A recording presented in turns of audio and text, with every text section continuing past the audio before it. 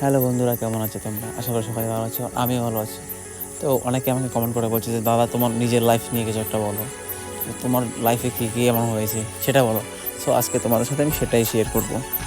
মানে একটা মেয়ে ছিল, খুব মিষ্টি ছিল মেয়েটা। সো ওই স্কুল যেত যখন আমাকে দেখতো, আমি দোকানে কাজ করতাম, মামা বাড়িতে যখন থাকতাম তখন আমি মামা বাড়িতে কাজ করতাম, কারণ আমরা খুবই একটা গরিব। সো আমি তখন মামা বাড়িতে কাজ করতাম, দাদার দোকানে কাজ শিখতেছিলাম। মেয়েটা স্কুল যেত, আমাকে প্রতিদিন দেখতো। সো এভাবেই অনেক দিন কেটে গেলো। আমি ওইখানেই একটা অন্য মেয়ের প্রেমে পড়ে গেছিলাম। আর ও আমাকে ভালোবাসতো, কিন্তু আমি একটা অন্য মেয়েকে ভালোবাসতাম। বাস ওকে ভালো লাগতো, যখন দেখতাম ওকে খুব ভালো লাগতো। সো এভাবে অনেক দিন কেটে গেলো। তারপরে 5-6 বছর কেটে গেলো, ওর সাথে দেখা হয়নি। আমি কোথাও মামা বাড়ি থেকে চলে আসছি, বাড়িতেও আমার অবস্থাটা ঠিক ছিল না। বাইরে ছিলাম, বাড়ি গিয়ে কাজ টাজ করলাম, ওখান থেকে আসার পরে একদিন অনুষ্ঠানে, আমার মাসির বাড়িতে অনুষ্ঠান ছিল। সো ওখানে গেলাম, ওখানে গিয়ে দিয়ে হঠাৎ দেখি ওই মেয়েটা যে আমাকে ছোটোবেলার দোকানে বসে থাকতে দেখতো, প্রতিদিন স্কুল যেত, আমাকে দেখতো। সো তারপরে ওর সাথে কথা হলো, আর ও আমার বোনের ফ্রেন্ড। তো ওর সাথে কথা কথাবার্তা হওয়ার পরে আমাকে ওই দিনকার রাত্রে আমি চলে আসি অনুষ্ঠান দেখে, তারপরের দিন চলে আসি। সো ও আমাকে ফ্রেন্ড রিকোয়েস্ট পাঠানোর পরে কথা হয়, তার মধ্যে বন্ধুত্ব হয়ে যায়। বন্ধুত্ব আস্তে আস্তে 6 মাস হয়ে গেল। তো এভাবে আস্তে আস্তে ভালোবাসায় পরিণত হয়ে গেল, আমার খুব কাছের মানুষ হয়ে গেল। সকালবেলা ওর ফোন, রাত্রেবেলা ওর ফোন, তখন সবসময় ওর ফোন, কাজে গেলেও ওর ফোন। ওকে ছাড়া কিছুই ভালো লাগতো না। এমন একটা দিন চলে আসলো। তারপরে এভাবে ভালোবাসতে আস্তে 5 বছর চলে গেল। 5টা বছর কীভাবে কাটলো আমি নিজে জানি না। মনে হয় যে ওর সাথে আমার ওই দিনটা দেখা হয়েছে। আর আমি এখনও বলছি যে এখনও আমি বুঝতে পারতেছি না কী বলবো। সো আমার সাথে ওই দিনকে ওর সাথে দেখা, 5টা বছর কেটে গেলো ওর সাথে আমার। তারপরে এভাবেই কাটতে থাকলো দিন, 5 বছর হয়ে গেল। আর এখন আমি বাড়ি থেকে যখন বাড়ি আসছি, ওর সাথে দেখা হলো 2 বছর পরে।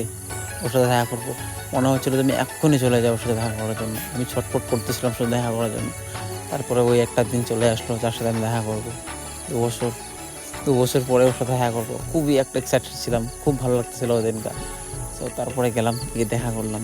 হ্যাঁ, মনে ভাবছিলাম যে দেখা করার আগে আমি এখন উড়ে চলে যাবো ওর কাছে, এতটা ভালো লাগতেছিলো যে আমি এখনই যাবো ওর সাথে দেখা করতে। সো তারপরে দেখা হলো, কিন্তু টাইম ছিল না ওই দিনকে, আমি বেশিক্ষণ সময় দিতে পারিনি ওকেও। আর ওরও টাইম ছিল না, কারণ প্রথম ছিলাম তখন, কিছু বলতে পারিনি, কারণ প্রথমবার ছিল। বেশি কিছু বলতেও পারিনি আমি, কারণ তখন অনেকটা ভয় লাগছিল যে প্রথমবার দেখা করে সেই বুঝতে পারে যে তখনও ফিলিংসটা কেমন থাকে। তারপরে ওর সাথে দেখা হয়ে গেলো, বাড়ি চলে আসলাম, ফোন এভাবে চলছে, ভালোই দিন কাটছিল। তারপর হঠাৎ ওদের বাড়িতে জানতে পারলো, জানার পরে ওর ফোন নিয়ে নিল বাড়ি থেকে। আমিও কথা বলতে পারি না, 1 মাস হয়ে গেল কথা বলতে পারিনি। ও এভাবেই থাকছে, ওর বাবার ফোন দিয়ে ফোন করতো, ওকে মারধর করেছিল। জানার পরে যে হ্যাঁ, আর একটা কথা, ও ছিল খ্রিস্টান আর আমি হিন্দু। এটা জানার পরে ওদের বাড়িতে ও প্রচুর মারধর করেছিল, কিন্তু তবুও হার মানেনি। ও আমাকেই চায়, আর আমাকে ছাড়াও কিচ্ছু বোঝে না, বলে আমি তোমাকে মারে ফেলবো অন্য কাউকে বিয়ে করলে, আমিও মরে যাবো পরে, বলছে তোমাকে অন্য কারো হতে দেবো না। এতটা কি ভালোবাসে আমাকে।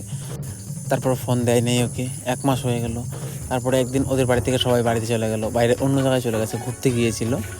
তখন ওর বোন আর ও খোঁজাখুঁজি করার পরে ওর বোন ফোনটা পেয়ে যায়, সুকেসের মধ্যে রাখা ছিল। মা চাবি নেয়নি, চাবি বাড়িতে রেখে গেছিলো বোনের কাছে, আর বোনের কাছ থেকে চাবি নিয়ে দুজনেই খোঁজাখুঁজি শুরু করলো ফোন।